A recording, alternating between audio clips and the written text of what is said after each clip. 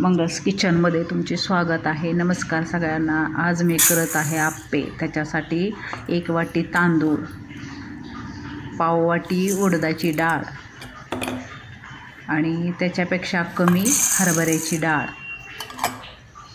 आणि नंतर घेतली मसूरची डाळ आणि नंतर हिरव्या मुगाची डाळ घेतली। ही घरची डाळ आहे, आमच्या ओरिजिनल घरी केलेली। असे 5 पदार्थ घेतले आणि मेथ्या केसांसाठी चांगल्या आहेत आणि इडली आप्पे हलकं करते। अशा ह्या मेथ्या खूप उपयोगात आहे। पाचनक्रिया पण सुधारते। 2-3 पाण्याने मी स्वच्छ धुवून घेतलं, पाणी ओतून ठेवलं बुडेल इतके, नंतर झाकून ठेवलं मी।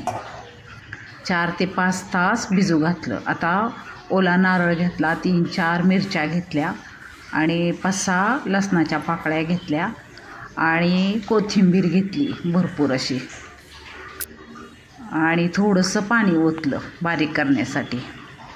मिक्सरमधून असं छान मस्तपैकी पेस्ट करून घेतली ओल्या खोबऱ्याची।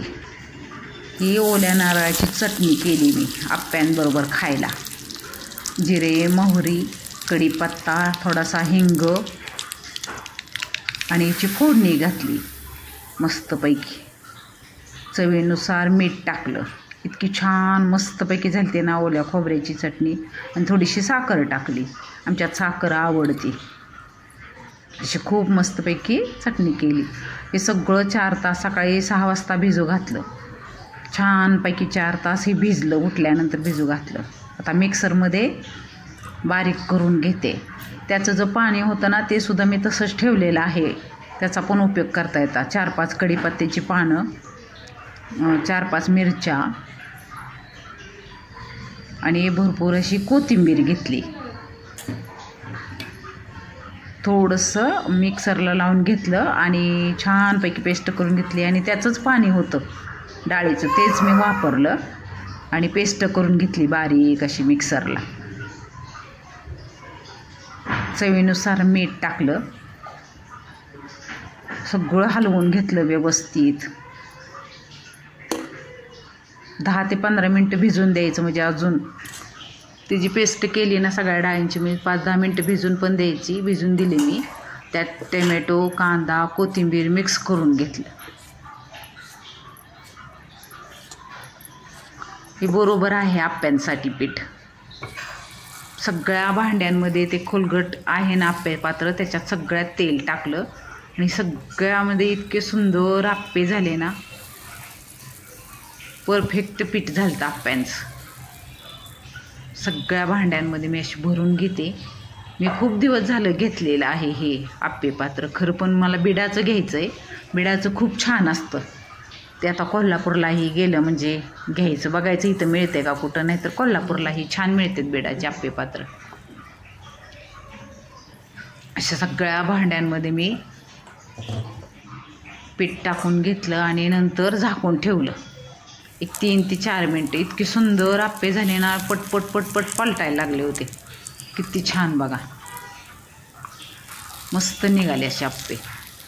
टेस्टी पण इतके झाले होते ना, खूप टेस्टी झाले होते।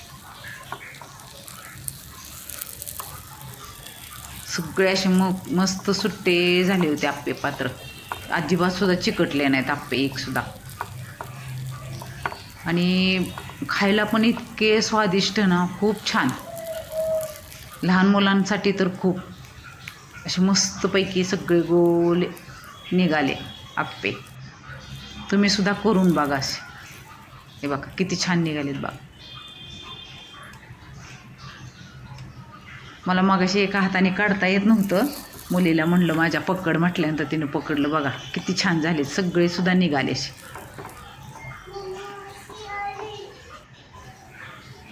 असे मस्तपैकी आप्पे तयार झाले बघा सगळे। ताटात काढून घेतले। किती सुंदर मऊ लुसलुशीत गरम गरम बघा, टेस्टी मस्तच झालेत। तुम्ही पण करून बघा असे आप्पे आणि आवडले असले तर लाईक, शेअर, सबस्क्राईब पण करा।